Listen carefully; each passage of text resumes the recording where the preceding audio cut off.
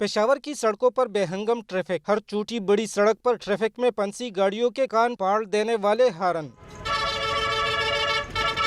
शहर के अंदर कायम बस अड्डे, छोटी सड़कों पर बड़ी मुसाफर गाड़ियों के यू टर्न ट्रैफिक जाम की बड़ी वजह। हुकूमत को 2 साल पहले मसला समझ आया, बस अड्डे शहर से बाहर निकालने का मंसूबा बना।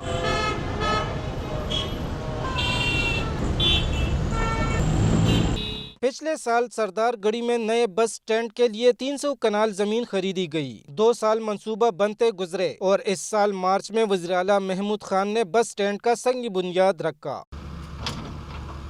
70 करोड़ रुपए के बजट से काम तो शुरू हो गया, लेकिन चींटी की रफ्तार से। बैनुल अक़वामी मयार का बस टर्मिनल बनाने, बस स्टैंड्स के अलावा दुकानें, cafe, washrooms, petrol pump, service station और वर्कशॉप की सहूलियात का दावा। नए अंदाज में, मॉडर्न अंदाज में जो बसों के अड्डों के हवाले से सहूलियात फ़राहम की जाती हैं, बाकी तरक्की याफ्ता ममालिक में उस तरह की सहूलियात यहाँ भी दी जाएँ।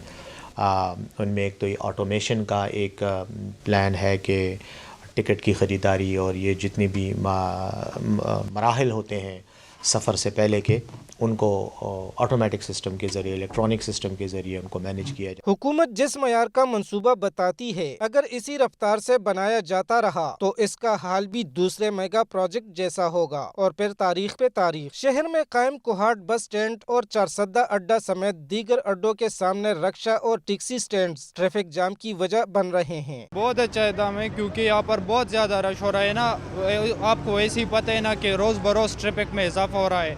और ये आप देख सकते हैं ना कि 2-3 गाड़ियाँ जाम होती है तो फिर ये सारा रोड जाम होता है। ये मेन रोड है हमारा। ये एक बहुत अच्छा इकदाम है, इससे बहुत फ़ायदा होगा मुसाफिरों को भी।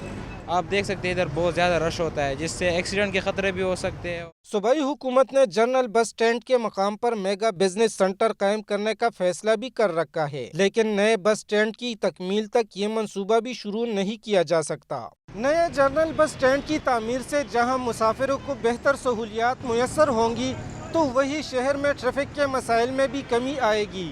कैमरामैन शाहिद रसूल के साथ जाकिरुल्लाह, दुनिया न्यूज़, पेशावर।